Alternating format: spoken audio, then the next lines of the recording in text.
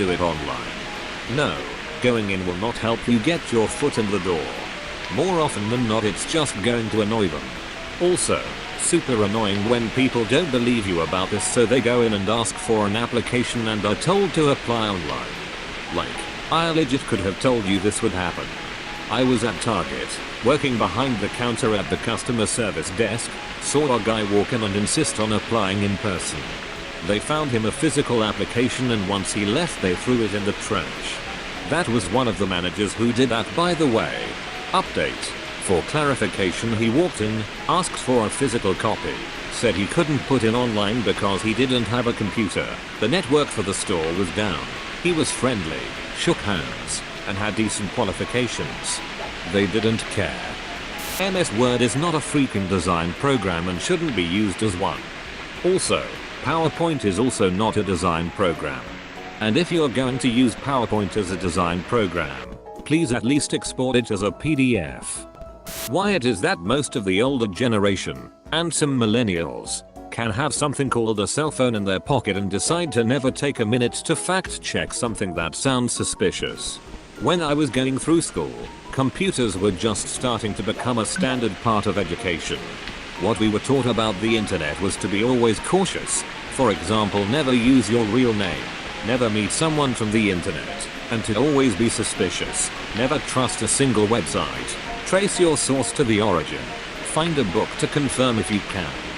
My mother grew up without the internet at all. She held a programming job where computer time had to be booked a week ahead.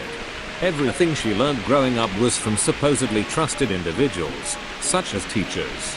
It's still hard to disabuse her of misconceptions taught to her in primary school in a third world country.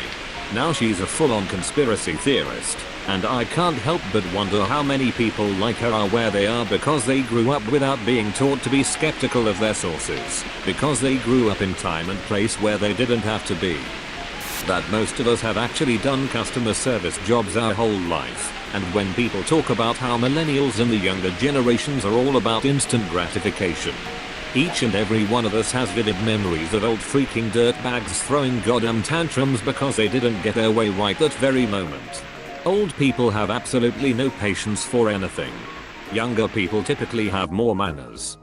Almost every advantage prior generations that has been stripped away. Affordable college, wages that allow you to pay rent and buy food.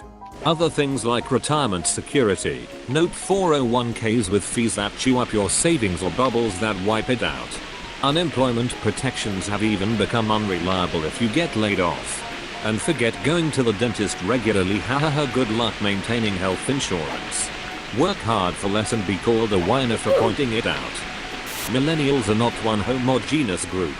Some are successful, some are struggling. Some are urban, some are rural. Some have college education, some do not.